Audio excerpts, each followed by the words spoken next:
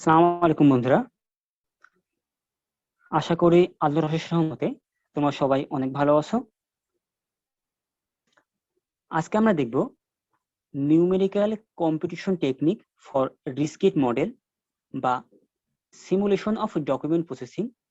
এই টেকনিকটি বা এই প্রবলেমটি কিভাবে আমরা C++ প্রোগ্রামিং এর মাধ্যমে সলভ করতে পারি। তো এসো আমরা প্রথমে প্রবলেমটি বোঝার চেষ্টা করি। তো ধরে নিলাম আমাদের কাছে 7টি জব বা 7টি প্রসেস আছে। তো প্রত্যেকটা প্রসেস বা প্রত্যেকটা জব সম্পূর্ণ করতে একটা নির্দিষ্ট ওয়ার্ক টাইম লাগে, একটা নির্দিষ্ট সময় লাগে কাজটি শেষ করতে। তো এখন আমার শর্ত হলো আমি কাজ করতে করতে প্রতি 1 ঘন্টা পর পর আমাকে রেস্ট নিতে হবে। অর্থাৎ 60 মিনিট পর পর, আমি যদি এগুলো মিনিট হিসাবে ধরি, তাহলে প্রতি 60 মিনিট পর পর আমাকে রেস্ট নিতে হবে। তো এক্ষেত্রে আমার প্রতিটা কাজ শেষ করতে কত সময় লাগবে, তার সেই মুহূর্তে আমার কমিউলেটিভ টাইম কত হবে, এবং সেক্ষেত্রে আমাকে ব্রেক করতে হবে কিনা, মানে আমি সেই সময় রেস্ট নিব কিনা, এবং আমাদের কতগুলো জব পেন্ডিং আছে এটা আমাদেরকে বের করে দেখাতে হবে। ঠিক আছে? তো দেখো এখানে আমাদের 7টি জব দেওয়া আছে। তো এই 7টি জবের প্রথমটার ওয়ার্ক টাইম দেওয়া আছে 45, দ্বিতীয়টার 16, দেন 5, 29, 33, 25 and 21। তো এই 7টা জবের যে ওয়ার্ক টাইম গুলো দেওয়া আছে, তো আমাদের এখন কন্ডিশন হলো আমাদের এই 7টা জব আমাদেরকে কমপ্লিট করতে হবে, এবং প্রতি 1 ঘন্টা অন্তর অন্তর আমাদেরকে 5 মিনিটের জন্য রেস্ট নিতে হবে। তো এক্ষেত্রে আমাদেরকে বের করতে হবে যে প্রতিটা জবের স্টার্টিং টাইম কখন, ওয়ার্ক টাইম তো দেওয়াই থাকবে, আমাদেরকে ফিনিশ টাইমটিও বের করতে হবে, কমিউলেটিভ টাইমটি বের করতে হবে, এবং সেই সময় আমাদেরকে ব্রেক করতে হবে কিনা, অর্থাৎ রেস্ট নিতে হবে কিনা সেটা দেখাতে হবে, এবং আমাদের জব কতগুলো পেন্ডিং আছে সেটা আমাদেরকে দেখাতে হবে। আচ্ছা, তাহলে দেখো আমরা যদি প্রোগ্রামের মাধ্যমে বিষয়টি বোঝার চেষ্টা করি। ওকে, ইনিশিয়ালি দেখো আমরা স্টার্ট টাইম নামে একটা অ্যারে নিয়েছি, যার মধ্যে আমরা স্টার্ট টাইম গুলো রাখবো, ওয়ার্ক টাইমের মধ্যে রাখবো ওয়ার্ক টাইম গুলো, ফিনিশ টাইমের মধ্যে রাখবো ফিনিশ টাইম গুলো, এবং কমিউলেটিভ টাইমের মধ্যে রাখবো এই কমিউলেটিভ টাইম গুলো। তাহলে আমরা প্রথমে আমাদের মেইন ফাংশনের মধ্যে চলে আসলাম। এনটা হচ্ছে আমাদের টোটাল নাম্বার অফ জব, যার মানটা আমরা জবের মধ্যে রেখে আমরা কাজ করব। আর ফ্ল্যাগ ভ্যালু হচ্ছে আমাদের এই যে 5 মিনিট অন্তর অন্তর, সরি, এখানে ফ্ল্যাগ ভ্যালুটা হলো আমাদের 1 ঘন্টা পর পর যে ওয়েট করব এটা নির্ধারণ করবে যে আসলে আমাদের 1 ঘন্টা হয়েছে কিনা। যদি 1 ঘন্টা হয়ে যায় তাহলে আমরা 5 মিনিট রেস্ট নিব, সেটা এই ফ্ল্যাগ ভ্যালুর উপর ডিপেন্ড করবে। যদি ফ্ল্যাগ ভ্যালু 1 হয় তাহলে আমাদেরকে 5 মিনিট রেস্ট নিতে হবে, আর যদি ফ্ল্যাগ ভ্যালু 0 থাকে সেক্ষেত্রে আমরা 5 মিনিট রেস্ট নিব না। অর্থাৎ যখন আমার ফ্ল্যাগ ভ্যালুর মান 0 তখন এই যে ব্রেক নিব কি নিব না, নো নিব না। আর যদি আমাদের ফ্ল্যাগ ভ্যালুর মান 1 হয়ে যায় তখন আমাদের অবশ্যই ব্রেক নিতে হবে, অর্থাৎ সেক্ষেত্রে ইয়েস হবে। আচ্ছা দেখো, আমরা প্রথমে কি করছি, ইন্টার নাম্বার অফ ডকুমেন্টস, মানে আমরা কতগুলো জব প্রসেস করব সেই নাম্বারটা আমরা নিয়ে নিলাম। আমরা ধরে নিলাম 7টি জবকে প্রসেস করব। তো স্টার্টিং টাইম মানে 0, দেখো তার মানে আমাদের 0 নম্বর জবটির স্টার্টিং টাইমটা কিন্তু 0, কারণ আমাদের 0 নম্বর জবটি কিন্তু কোন রকম ওয়েট ছাড়াই শুরু হয়ে যাবে, তাই না? এর জন্য আমাদের প্রথমটা স্টার্টিং টাইম কত, 0। ওকে, দেন আমরা কি করব, প্রথমটার ওয়ার্ক টাইম কত এটা ইনপুট নিয়ে নিব। তো দেওয়া আছে প্রথমটা ওয়ার্ক টাইম কত, 45। তাহলে প্রথমটা আমরা স্টার্টিং টাইম জানলাম, ওয়ার্ক টাইম জানলাম। এখন দেখো আমরা পরবর্তী জবগুলোর ওয়ার্ক টাইম এবং ওয়ার্ক টাইম গুলো ইনপুট নিব, এবং সেখান থেকে স্টার্টিং টাইম এবং ফিনিশিং টাইম গুলো বের করে ফেলবো। তো দেখো আমরা কিভাবে বের করি। তো 1 নম্বর জবের আমরা কি পেয়েছি, স্টার্টিং টাইম পেয়েছি, ওয়ার্ক টাইম পেয়েছি, ফিনিশ টাইম পেয়েছি। আচ্ছা, তাহলে 2 নম্বর জবটির স্টার্টিং টাইম আমরা কিভাবে পাবো বলতো। আমরা 1 নম্বর জবের স্টার্টিং টাইমের সঙ্গে যদি এই ওয়ার্ক টাইম যোগ করি তাহলে কিন্তু আমরা 1 নম্বর জবটির ফিনিশ টাইম পেয়ে যাবো, তাই না? তো আমরা আগে ফিনিশ টাইম বের করছি না, আমরা আগে বের করছি স্টার্টিং টাইমটা, ঠিক আছে? আমরা প্রতিটা জবের ওয়ার্ক টাইমটা ইনপুট নিব। এখন আমরা দেখব যে ওই জবগুলো আমার কোন সময় স্টার্ট হবে। তো আমার প্রথম জবটাতে 0 টাইমে স্টার্ট হবে এবং এর ওয়ার্ক টাইম হচ্ছে 45। তার মানে আমার দ্বিতীয় জবটি স্টার্ট হবে কখন? প্রথমটার starting time plus work time অর্থাৎ 45 সেকেন্ডে। আচ্ছা, তারপরে তৃতীয় জবটি কখন স্টার্ট হবে? দ্বিতীয় জবটির স্টার্টিং টাইম যোগ দ্বিতীয় জবটির ওয়ার্ক টাইম, তার মানে 45 ইন্টু 16, তার মানে কত হওয়ার কথা? 61 সেকেন্ডে হওয়ার কথা বা 61 মিনিটে হওয়ার কথা, তাই না? আচ্ছা, এখন দেখো তৃতীয় জবটার আবার ওয়ার্ক টাইম হচ্ছে 5 সেকেন্ড, তাহলে আমার এই চতুর্থ জবটি 61 প্লাস 5 অর্থাৎ 66 সেকেন্ডে শুরু হওয়ার কথা, তাই তো? আচ্ছা দেখো, চতুর্থ জবটি আবার স্টার্ট হচ্ছে 66 সেকেন্ডে এবং এর ওয়ার্ক টাইম হচ্ছে 29 সেকেন্ড, তাহলে এই জবটি আমার শুরু হওয়ার কথা কখন? 95 সেকেন্ডে। 95 সেকেন্ডে। এভাবে পরবর্তীগুলো আমরা ক্যালকুলেশন করে ফেলবো। তো আমরা এগুলো দিয়ে চেক করে দেখি। তো দেখো এখানে আমরা কি করেছি, আমরা প্রথমটা স্টার্টিং টাইম 0, প্রথমটার ওয়ার্ক টাইম নিয়েছি।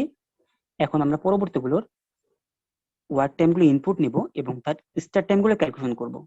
তো দেখো 1 নম্বর জবটির স্টার্টিং টাইমটা হবে 0 নম্বর জবটির স্টার্টিং টাইম প্লাস 0 নম্বর জবটির ওয়ার্ক টাইম, তাই তো?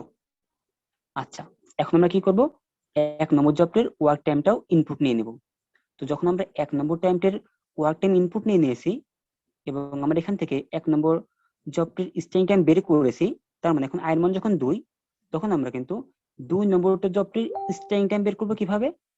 2 নম্বর জবটির স্টার্টিং টাইম হবে 1 নম্বর জবটির স্টার্টিং টাইম প্লাস 1 নম্বরটির ওয়ার্ক টাইম। তার মানে আমরা এখানে যেভাবে বের করলাম সেখানে আমরা সেভাবে আমরা প্রতিটা জবগুলোর জন্য ওয়ার্ক টাইমগুলো ইনপুট নিয়েছি এবং এর আগের জবটি থেকে, দ্বিতীয় জবটির ক্ষেত্রে প্রথম জবটি থেকে, তৃতীয় জবটির ক্ষেত্রে দ্বিতীয় জবটি থেকে আমরা স্টার্টিং টাইম এবং ওয়ার্ক টাইম যোগ করে আমরা পরবর্তী জবটির স্টার্টিং টাইম বের করছি, তাই না? আচ্ছা, কিন্তু এক্ষেত্রে কিন্তু আমাদের একটি প্রবলেম হয়ে গেছে। কারণ কি দেখো, আমরা যখন এখানে স্টার্টিং টাইম নিয়েছে 61, তৃতীয় জবটির ক্ষেত্রে আমরা স্টার্টিং টাইম আমরা বের করেছি 61, কিন্তু হওয়ার কথা 66। কারণ যখন দ্বিতীয় জবটি কমপ্লিট হয়েছে তখন 61 মিনিট আমার অলরেডি ডান, তার মানে আমার কিন্তু 1 ঘন্টা পার হয়ে গেছে। আর যখন 1 ঘন্টা পার হয়ে গেছে তখন আমার 5 মিনিট রেস্ট নেওয়ার কথা ছিল, অর্থাৎ আমার জবটি 61 সেকেন্ডে বা 61 মিনিটে স্টার্ট না হয়ে আমার 66 মিনিটে স্টার্ট হওয়ার কথা ছিল। তো এইটা আমরা কিভাবে কন্ট্রোল করব? এটা ডিপেন্ড করবে আমাদের কমিউলেটিভ টাইমের উপরে। তো দেখো এখন আমরা স্টার্টিং টাইম, ওয়ার্ক টাইমের সঙ্গে ফিনিশ টাইম এবং কমিউলেটিভ টাইম বের করার চেষ্টা করব এবং কমিউলেটিভ টাইমটি যখন 60 মিনিটের বেশি হয়ে যাবে তখন আমরা 5 মিনিটের ব্রেক নেব। তো দেখো আমরা প্রথমে এক্সাম্পল থেকে বোঝার চেষ্টা করি। ইনিশিয়ালি আমাদের স্টার্টিং টাইম ছিল 0, ওয়ার্ক টাইম ছিল 45, তার মানে আমাদের ফিনিশিং টাইম কত হবে? Starting time plus work time যোগ করলে ফিনিশিং টাইম পেয়ে গেলাম। আর কমিউলেটিভ টাইমটা হবে জাস্ট ওয়ার্ক টাইমটা, প্রথমটার জন্য কমিউলেটিভ টাইমটা হবে জাস্ট ওয়ার্ক টাইমটা। তাহলে যেহেতু এর আগে আমরা জানি কমিউলেটিভ মানে হচ্ছে পর্যায়ক্রমিক, তো যখন আমরা প্রথম জবটি শুরু করছি এর আগে কিন্তু আমাদের কোনো জব শুরু হয়নি, এই জন্য প্রথমটা আমাদের কমিউলেটিভ টাইম হচ্ছে 45। এখন যখন আমরা দ্বিতীয় জবটির কাছে আসলাম তখন আমরা জানি যে দ্বিতীয় জবটির স্টার্টিং টাইম হচ্ছে 45, এটা আমরা আগে ক্যালকুলেশন করেছি, তার মানে যেখান থেকে আমরা ক্যালকুলেশন করে ফেলেছি স্টার্টিং টাইমটা। তো এর ওয়ার্ক টাইম তো 60 আমরা ইনপুট দিয়েছি, তার মানে এর ফিনিশিং টাইম হবে কত? 61 মিনিট। এখন যদি আমরা এর কমিউলেটিভ টাইমটা বের করতে চাই তাহলে আমরা কি করব, আগে যে কমিউলেটিভ টাইমটা আমার ছিল, আগের জবটির কমিউলেটিভ টাইমটির সঙ্গে আমার বর্তমান জবটির ওয়ার্ক টাইম যোগ করতে হবে। তাহলে দেখো 45 এবং 16 যোগ করলে কত পাবো? 61। তার মানে আমার বর্তমান জবটির কমিউলেটিভ টাইম হলো 61। তো যখন আমরা দেখবো যে আমাদের কমিউলেটিভ টাইমটি 60 মিনিট পার হয়ে গেছে তখন আমাদেরকে 5 মিনিট ব্রেক নিতে হবে। তো এই জন্য দেখো আমাদের স্টার্টিং টাইমটা আমরা আগে ক্যালকুলেশন করেছিলাম 61, কিন্তু এর সঙ্গে আমরা এখন 5 যোগ করে দেবো, যেহেতু আমাদেরকে 5 মিনিট ব্রেক নিতে হবে, 5 যোগ করে এটা করে দেবো 66। একই ভাবে এর পরবর্তী জবটার সাথেও 5 যোগ করে আমরা করে দেবো 71। একই ভাবে এর পরবর্তী যতগুলো জব আছে প্রত্যেকটার সঙ্গে আমরা 5 মিনিট করে যোগ করে দিয়ে স্টার্টিং টাইম আমরা 5 মিনিট করে বাড়িয়ে দিব। তো এই কাজটা আমরা এখানে করেছি কিভাবে দেখো। প্রথমে আমাদের p = 0, তার মানে আমাদের একটি জব এখন পর্যন্ত আমরা প্রসেস করিনি, ঠিক আছে। আচ্ছা, তো আমরা প্রিন্ট করব কি কি, document number, starting time, work time,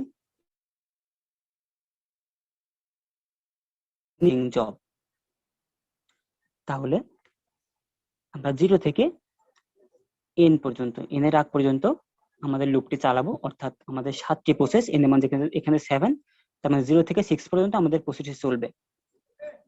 তো দেখো আমরা প্রথমে 0 নম্বর প্রসেসটির বা 1 নম্বর প্রসেসটির কমিউলেটিভ টাইমটি বের করতে চাচ্ছি। তো কমিউলেটিভ টাইম সমান, কমিউলেটিভ টাইম ইনিশিয়ালি আমরা 0 রাখছি, তাহলে 0 plus work time of i, তার মানে 0 এর সঙ্গে আমি যদি 1 নম্বর জবটির ওয়ার্ক টাইম যোগ করি, তাহলে আমরা 1 নম্বর জবটির জন্য কি পেয়ে গেলাম, কমিউলেটিভ টাইমটি পেয়ে গেলাম, ঠিক আছে। এখানে আমরা বলছি 0 নম্বর জব, কিন্তু এখানে এসে বলছি 1 নম্বর জব, কারণ এখানে আমরা 0তম ইন্ডেক্স থেকে শুরু করছি, ঠিক আছে। তো আমরা 1 নম্বর জবই বলতে পারি, সমস্যা নেই। তাহলে 1 নম্বর জবের কমিউলেটিভ টাইমের সাথে আমরা 1 নম্বর জবের ওয়ার্ক টাইমটি যোগ করব। তো কমিউলেটিভ টাইম প্রথমে ইনিশিয়ালি আমি শূন্য রেখে আসছিলাম, উপরে দেখো আমরা কমিউলেটিভ টাইমটি ইনিশিয়ালি শূন্য ধরেছিলাম, তো ওর সঙ্গে আমরা জাস্ট ওয়ার্ক টাইম যোগ করে দিলাম,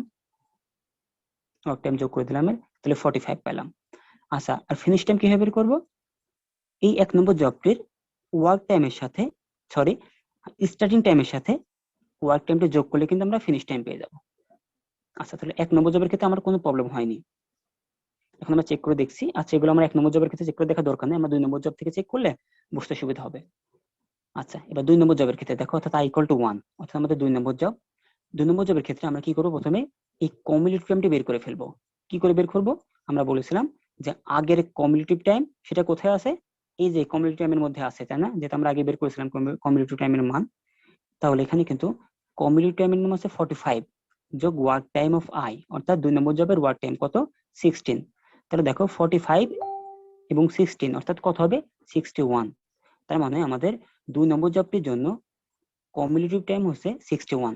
তার মানে এখন কিন্তু আমার দেখো কাজের সময় 60 মিনিট পার হয়ে গেছে, তার মানে আমাদের এবার 5 মিনিট ব্রেকের সময় এসেছে, 5 মিনিট ব্রেক নিতে হবে। সেটা কিভাবে নিব দেখো, ফিনিশ টাইম বের করে ফেললে আগে, ফিনিশ টাইম কিভাবে বের করবো, এই 1 নম্বর জবটির স্টার্টিং টাইম, 2 নম্বর জবটির স্টার্টিং টাইম যোগ 2 নম্বর জবটির ওয়ার্ক টাইম, তাহলে 2 নম্বর জবটির ফিনিশ টাইম পেয়ে গেলাম। আর কমিউলেটিভ টাইমটা আগেই বের করে ফেলছি। এখন আমরা চেক করে দেখছি আসলে কমিউলেটিভ টাইমটা কি 60 এর সাথে বড় কিনা।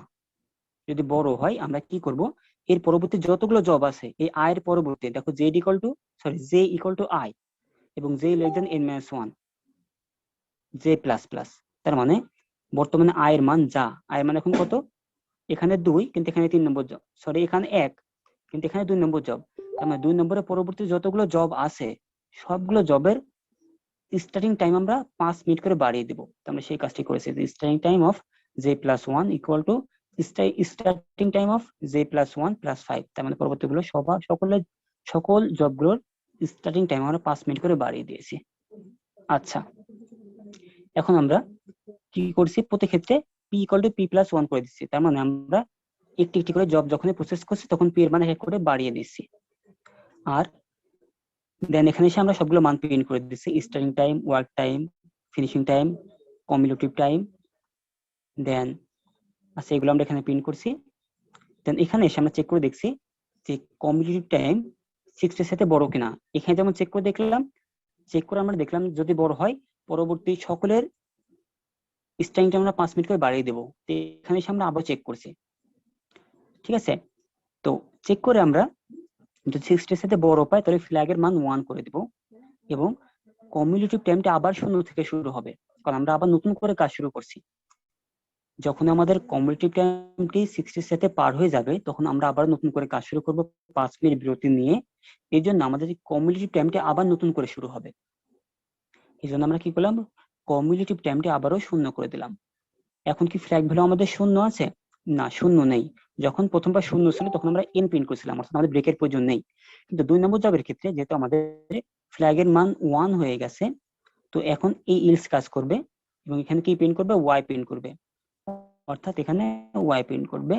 এবং জবের মান দেখো প্রতি ক্ষেত্রে এখানেও আমরা কমাইছিলাম এক এক করে, এখানে আমরা এক এক করে কমিয়েছিলাম এবং আমরা এখানে প্রিন্ট করব। ঠিক আছে, এই লাইনে প্রিন্ট করে দেব। যখন আমরা আউটপুট দেখবো তখন বুঝতে পারবো। আচ্ছা, এবার আসলে আয়ের মান কত? সরি,